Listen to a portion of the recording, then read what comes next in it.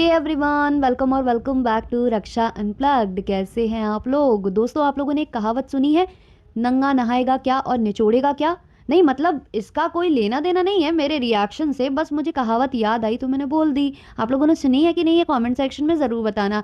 अच्छा, कल एक भैया जी आए थे जो बोल रहे थे कि आईटीआर का फुल फॉर्म किसी को पता है या नहीं, या पूछ रहे थे कैटेगरी की स्पेलिंग पता है या नहीं।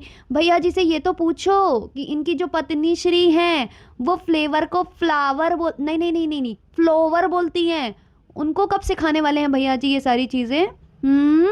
और शक्लों की बात कर रहे थे भैया जी, अपनी पत्नी की शक्ल पर बहुत ऊंचे ऊंचे उड़ते हैं। इन्हीं की पत्नी की शक्ल जो है, क्योंकि इनकी तो खुद की है नहीं ना, तो पत्नी की जो इनकी शक्ल है वो इनके ही दोस्त भमितवा, जिसका नाम भी बहुत कल ले रहे थे, उन्होंने दिखाई थी। मतलब एक एक पोर्स दिखा दिए थे उसके चेहरे के, एक एक दाग धब्बा सब कुछ जो है बिल्कुल नेचुरल ब्यूटी दिखाई थी। तो भैया आप किस चीज़ पर घमंड करते हो? 100 फिल्टर लगाने के बाद क्या जताते हो? अब आप सोचो, आपने कहा कि दूसरे अपनी फैमिली नहीं दिखाते हैं। अब भाई जो आप करते हो हर कोई नहीं कर सकता है ना। आप नंगे खड़े हो जाते हो, आप कच्छे दिखाते हो, आप बहन के साथ अफेयर जताते हो, आपकी जो मम्मी है वो अपने प्राइवेट पार्ट्स की बातें करती हैं कि मेरा बहुत गोरा है, बहुत गोरा है। तो जो आप लोग करते हो हर कोई नहीं कर सकता ना, समझो ना भैया जी। कैसे समझाऊं मैं इनको? ये नहीं समझेंगे। आप लोग तो समझते हो ना यार, मेरे सब्सक्राइबर्स तो समझते हैं ना, हम लोग बातें करते हैं इनके बारे में। तो इन्होंने कल बहुत लंबी लंबी फेंकी है और इन्होंने कहा है कि कोई रिएक्शन कैटेगरी नहीं होती, ये नहीं होती।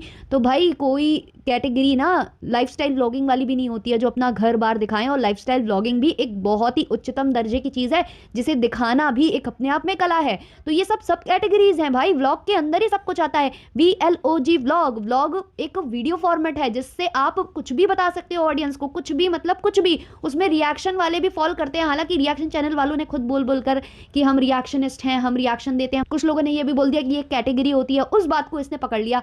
वो एक स्पेसिफिक कैटेगरी नहीं है, बहुत सारी कैटेगरीज है, उसमें रिएक्शन का नाम नहीं आता है, नाम पीपल एंड ब्लॉग का आता है। उसमें रिएक्शन चैनल वाले भी फॉलो करते हैं।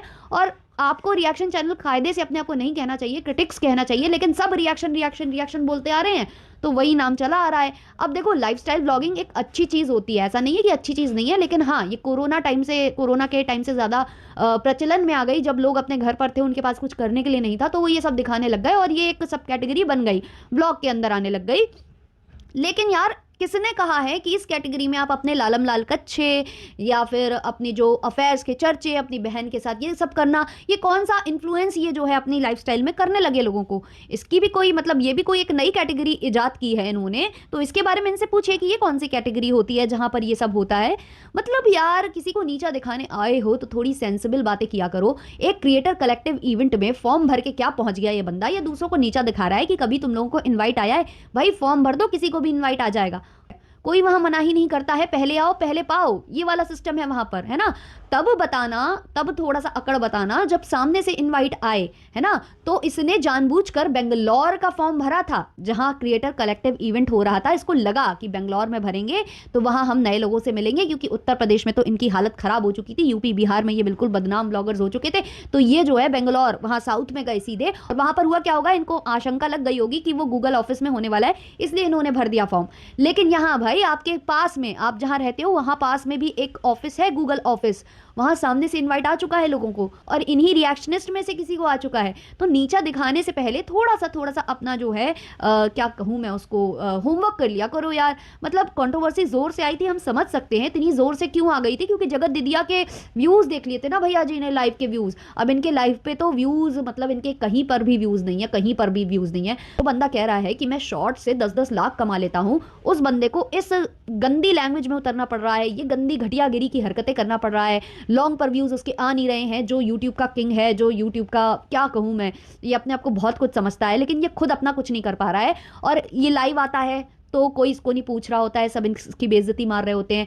ये वीडियो बनाता है तो व्यूज नहीं आते हैं, क्योंकि शॉर्ट में ज़्यादातर लोगों के व्यूज़ आ जाते हैं। तो ये शॉर्ट को फ्लॉन्ट कर रहा है, और जो अमाउंट ये बता रहा है, इतना अमाउंट अगर कोई बंदा कमाता हो ना पर मंथ, तो वो ट्रेन से ट्रैवल नहीं करेगा, वो ऐसे कार से ट्रैवल नहीं करेगा, ऐसे सड़क के किनारे लगा लगा कर कार को ऐसे आराम नहीं फरमाएगा। 12,000 हर मंथ कमाने वाला बंदा ऐसे चिंदीगरी की हरकतें नहीं करेगा, ऐसे हर आते जाते इंसान से भिड़ने नहीं बैठ जाएगा। ऐसे थोड़ी ना करेगा कि रोड ट्रिप करते वक्त या रोड से बाय रोड कहीं जाते वक्त साइड में कार लगानी पड़ जाए और होटल रूम भी ना ले पाए, है ना।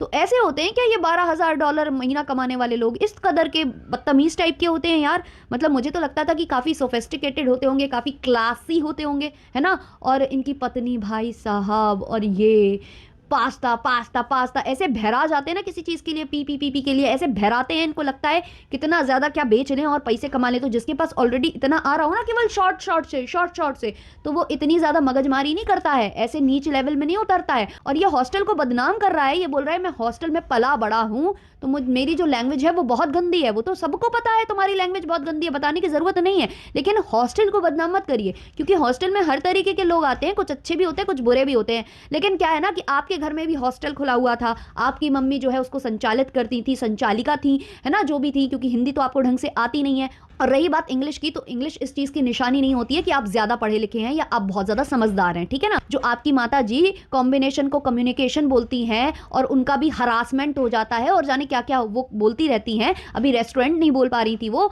तो पहले उनको सिखा लीजिए जो अपने आप को प्रिंसिपल बोलती हैं, हॉस्टल की संचालिका बोलती हैं। और आपके हॉस्टल में भी यही होता था क्या कि आपके माँ बाप भी ऐसी ही लैंग्वेज का इस्तेमाल करते होंगे, तभी जो है आप में ये संस्कार आए हैं। और वैसे भी आपके माँ बाप की लैंग्वेज हमने देख ही लिया, उसका उदाहरण भी हम दे ही चुके हैं। तो ऑब्वियसली जो आपके घर से हॉस्टल के बच्चे निकले होंगे ना, उनके संस्कार बिल्कुल आप लोगों जैसे ही होंगे, आप जैसे ही होंगे सारे के सारे, सारे के सारे। और आपकी जो स्कूल में बच्चे पढ़ रहे हैं ना, उनका भी भविष्य हमें बहुत अच्छे से समझ में आ रहा है। दूसरा, इसने कहा कि अगर किसी के परिवार वाले वीडियो में नहीं आते हैं तो वो मर गए हैं। मतलब स्लो क्लैप्स करिए आप इन लोगों के लिए। फिर अगर हम लोग इस लैंग्वेज में उतर कर इनको जवाब दे दें, इनके माँ बाप को लेकर कुछ बोल दे, वैसे तो हार वार सब जगह चढ़ने लग गए इनके माँ बाप के ऊपर, है ना, इनके माँ बाप की फोटो के ऊपर, यही ये चाह रहे थे। इसी को कहते हैं अपनी इज्जत बेचकर पैसे कमाना। इज्जत क्या, जमीर क्या, इनको इसका परिभाषा ही नहीं पता है। ये मतलब मैं सच बताऊं ना, इनको ना आप नंगा बाजार में खड़ा कर दीजिए ना, तो भी इनको कोई फर्क नहीं पड़ता है। अगर इनके नंगे खड़े होने से वहां पर इनको पैसे मिल रहे हो ना, तो ये नंगे भी खड़े हो जाएंगे। और ऐसी ही स्थिति ये पैदा कर रहे हैं सोशल मीडिया के ऊपर। पहले इन लोगों ने खुद ही अपने पैरों पर कुल्हाड़ी मारी थी। मैं पहले भी ये चीजें कई बार बता चुकी हूं कि इनका नाम लेकर सभ्यता से सब बात करते थे, इनकी फोटो भी यूज होती थी शुरुआती कंट्रोवर्सी में, लेकिन इन लोगों ने ही बोल बोलकर कि हम स्ट्राइक दे देंगे और हमारा नाम मत लो, हमें मेंशन मत करो, ये करके इन्होंने अपने चैनल को डाउन करा लिया। अब लोग नहीं उतना विजिट करते हैं, क्योंकि नए लोग इन तक नहीं पहुंच पा रहे, नहीं जान पा रहे कि ये कौन है, और पुराने लोग इनसे ऊब चुके हैं। तो पहले ही इन्होंने कुल्हाड़ी मार ली थी, और अभी ये फिर से जो है ऐसी हरकतें कर करके कुल्हाड़ी ही मार रहे हैं। और जो ये बोल रहा था कि लोग चाटने आ जाते हैं, चूसने आ जाते हैं, लैंग्वेज देख लो आप, इसकी देख लो। तो इसने कहा कि हमने किस रिएक्शनिस्ट को पुकारा।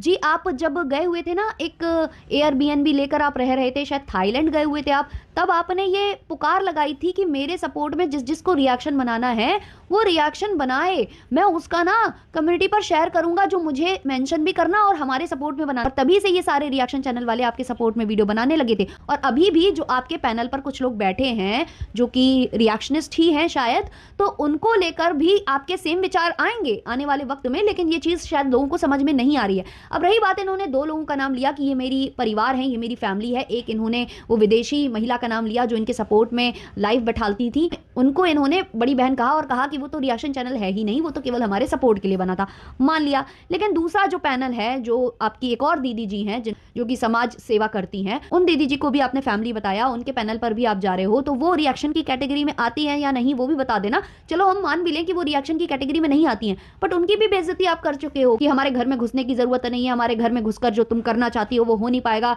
कोई अपने चेहरे ना चमकाए। तो बेइज्जती तो आप हर वक्त हर किसी की मार देते हो अपनी कन्वीनियंस के आधार पर। और ये सोचिए, गट्स देखिए इस बंदे के कि सामने से इनवाइट करने वाला बंदा जो सामने से बोल रहा था कि रिएक्शन वाले मेरे सपोर्ट में बनाओ, मैं जो है कम्युनिटी पर शेयर करूंगा, आज वो मुकर रहा है अपनी बातों से और उल्टा जो है थूक रहा है उन लोगों के ऊपर।